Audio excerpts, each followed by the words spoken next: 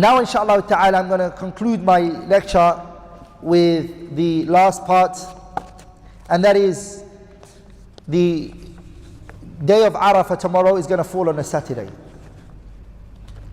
And the scholars, when it comes to fasting on Saturday, there are a difference of opinion. And the reason why there's a difference of opinion is as follows. There is two hadiths. One hadith is the Messenger sallallahu alaihi wasallam, he entered upon his wife Juwayriya radiallahu ta'ala anha, Juwayriya bint al-Harith. He entered onto his wife Juwayriya, and the hadith is found in Sahih al-Bukhari. The Messenger entered onto her, دخل عليها يوم الجمعة, and it was on a Friday. وهي صائمة, and she was fasting. Juwayriya was fasting. It was a Friday and she was fasting. فقال, the Prophet said to his wife Juwayriya, أصمت أمسي, did you fast yesterday? Which would be on a Thursday. I repeat again. The Messenger entered onto his wife Juwayriya bint al-Harith, and she was fasting on a Friday. So the Messenger said to Juwayriya, did you fast yesterday? Which would be a Thursday. قالت لا, she said, I didn't fast on Thursday. قال, then the Messenger said to her, تريدين, are you intending to, أن تصومي غدا, do you want to fast tomorrow? Which would be a Saturday. قالت لا, she said no. Then the Messenger said to her, فأفطري, break your fast. This hadith shows that Juwayriya was fasting a voluntary fasting. And the Messenger sallallahu alaihi wasallam asked her if she would fast a day before it, which is a Thursday, and a day which is after it, which is a Saturday. So this hadith, it indicates and shows the permissibility of on fasting on a Saturday. Does it not? Because the Prophet asked alayhi salatu wasalam. In another hadith, on the authority of Salama, that the Prophet sallallahu alaihi wasallam, she said about him, كان رسول الله صلى الله عليه وسلم يصوم يوم السبت, that the Messenger used to fast on a Saturday. ويوم الأحد, and he would fast on a Sunday. أكثر مما يصوم, more than what he would fast من الأيام, than the other days. ويقول, and the Messenger would say, إنهما, these 2 days, Saturdays and on a Sunday, يوم عيد المشركين, it's the celebration of the these 2 days are a celebration of the mushrikeen. فأنا أحب أن أخالفهم, and I want to oppose them by fasting that day. Are we all together? So the Messenger used to fast on a Saturday, and he used to fast on a Sunday. And the reason why he would fast on those 2 days, this hadith mentions, is because he wants to oppose the pagans and the polytheists by fasting those days, because they used to celebrate those days as Eid, and on Eid you're not allowed to fast, right? So he wanted to oppose them.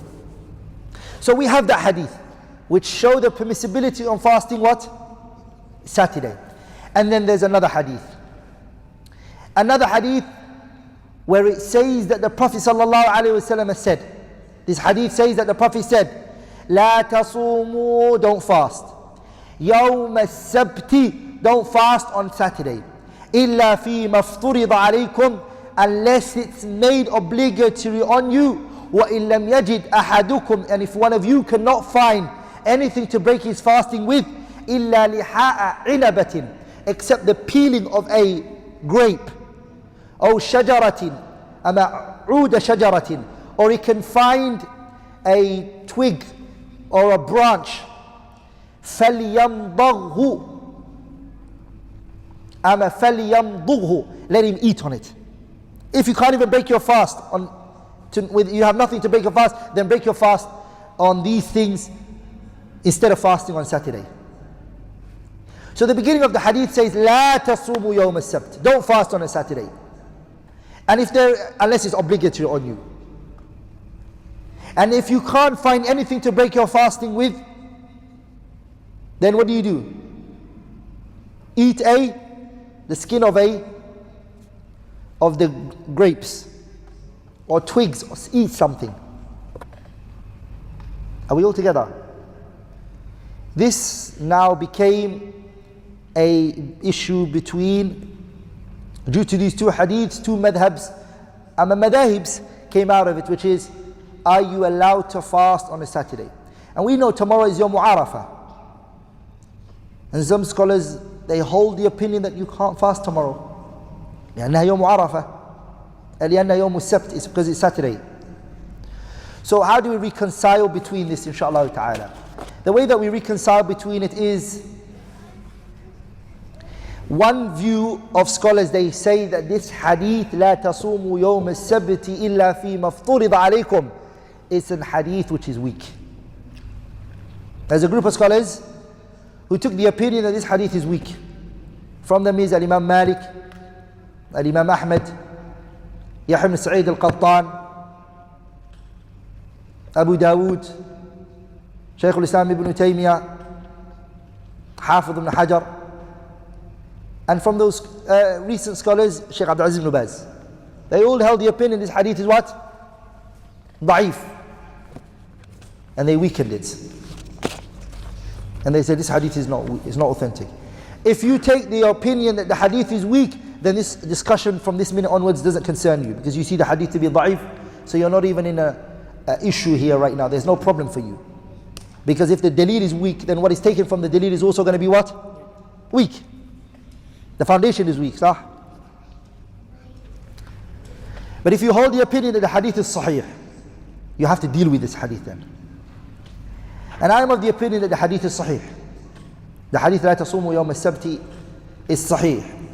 And the scholars that authenticated it are At-Tirmidhi. Imam Tirmidhi authenticated it.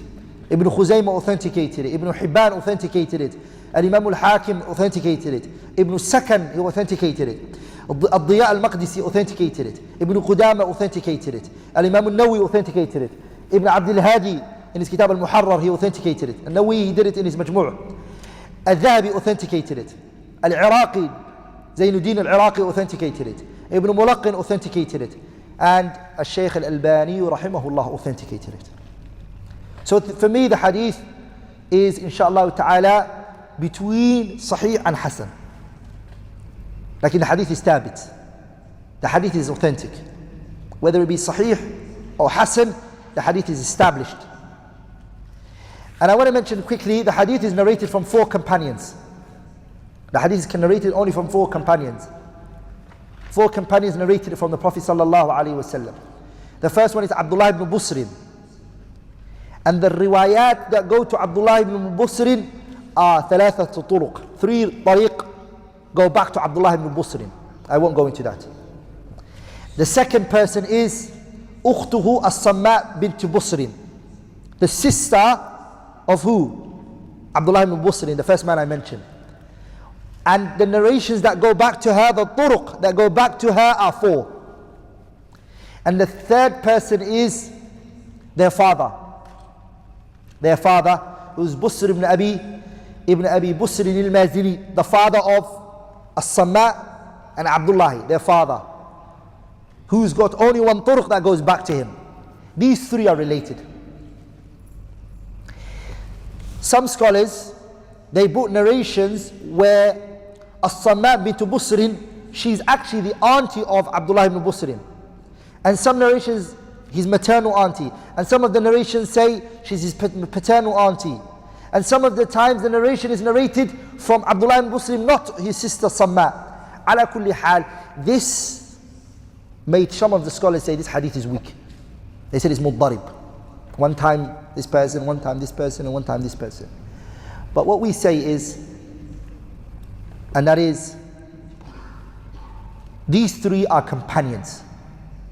All 3 of them are companions. Abdullah ibn Busrin, As-Samma bint Busrin, and Busr ibn Abi Busrin al-Mazini. All 3 of them are companions. ولذلك Ibn Abdul Barr, he said in his Kitab al-Isti'ab, this 12th volume, بسنده إلى دحيم, he said, أهل بيت أربعة صحب النبي. 4 family members, they all befriended the Prophet. They were all companions. Busrun, which is the father. وَابْنَاهُ, his two sons, Abdullah and Atiyya, وَأُخْتُهُمَا, and their sister, who's as-Samman. All four of them are companion. So whatever differences, whether sometimes the hadith is narrated from this person or sometimes it's narrated from this person, the scholars, they say, whichever direction it goes to a companion, right? And the companions are they're all reliable, so that's not a problem to weaken the narration. The fourth person who narrated the hadith is Abu Umamat al-Bahili. His name is Sudi ibn Ajlan. And there's two tariqah that it comes back to. So the hadith is sahih, that the Prophet ﷺ said, don't fast on a Saturday. But how do we reconcile between these two narrations? The way that we reconcile between it is, when the Messenger ﷺ said in this hadith, لا تصوموا يوم السبت, don't fast on a Saturday, unless it's made obligatory on you. So the first part of the hadith says, لا تصوموا يوم السبت, do not fast on what? On a Saturday. And there's an exception. What is the exception? Huh? The only obligatory is an exception, right? So this istithna is istithna muttasil. It's a connected, it's called al-mukhassis al-muttasil. At-tamthiliyu, the usuliyin call it. Meaning the exception is connected to the prohibition. Don't fast on a Saturday, except it's all mentioned in one hadith. Correct? Yes or no? Huh? It is. What about if we find other narrations that gave an exception as well? Are we all together? لا تصوموا يوم السبت. This hadith only took out the second part only took out what? The obligation. And the other hadiths, they took out what? To fast a day before it or a day after it. Are we all together? So that's also an exception that we'll take out of it as well. That will say, لا تصوموا يوم السبت. Don't fast on a Saturday if you haven't fasted a day before it or a day after it. Based on the other hadiths, where the Prophet ﷺ, he said to Juwayriyah, Asumti, have you fasted a day before it or have you fasted a day after it? And she said, I haven't fasted a day before it and I'm not planning to fast a day after it. And then he said, break your fast. That hadith is also an exception. That if you're fasting on Saturday, it has to be a day before it or a day after it. Are we all together, brothers? Am I making sense here? But some people may say right now, I haven't fasted on the day of Arafah, on yesterday, for me to fast on Saturday for day of Arafah. Sah? Are we all together, brothers? The ones who didn't fast today, they can't fast Arafah based on what we've said so far. And they've also got an exception as well, which is that the Prophet ﷺ, what did he say to Abdullah ibn Umar? What did he say to Abdullah ibn Umar? Abdullah ibn Umar used to fast every day. The Prophet said, Sum siyamu Dawood, فَإِنَّهُ كَانَ يَصُومُ يَوْمًا وَيُفْطِرُ. Fast like the fasting of Dawood. He used to fast one day and he would miss one day. And the hadith where the Prophet ﷺ used to fast 3 days, 3 days of every single month. So if you fast one day, Saturday may fall. Are we all together? So if a person's fasted Saturday and there's a day, the fasting hadith of Umar is also for fasting one day either before it or one day after it. Are we all together? The question is Yawm Arafah. How does a person go out of it? Are we all together? The Yawm Arafah, the way we get out of it is the hadith, the ijma', the consensus that some of the scholars transmitted from the Salaf. Al-Imam al-Tahawi mentioned in Sharh Ma'ani al-Athar, Badruddin al-Aini, when he done the sharh of it, he brought it, that the Salaf, all of them, qatibatan, min ghayr istithna. And also Tirmidhi mentioned it in the Sharh Hadith, La Tasumu Yawm al-Sabti, that if a person fasts on Saturday and there comes a day after it where there is a prohibition to fast, because you can't fast on Sunday, none of us can fast on Sunday. Why? Because it's on a day of Eid. Are we all together? Imam al-Tahawi in Sharh Mushkil al-Athar, he brought a consensus from the Salaf that it's what? That it's permissible, that the Salaf believed it to be permissible. You can fast if it's a day that's by itself, like Arafah, that has a specific virtue. So I think that ijma' can be a mukhassis, it can specify. And I think that's the fairest balance in terms of the issue of fasting on Saturday, inshallah ta'ala. Anything which I have said that was wrong or incorrect is from me, a shaitan, and Allah and His Messenger are free from it. سبحانك اللهم بحمدك أشهد أن لا إله إلا الله أستغفرك وأتوب إليك.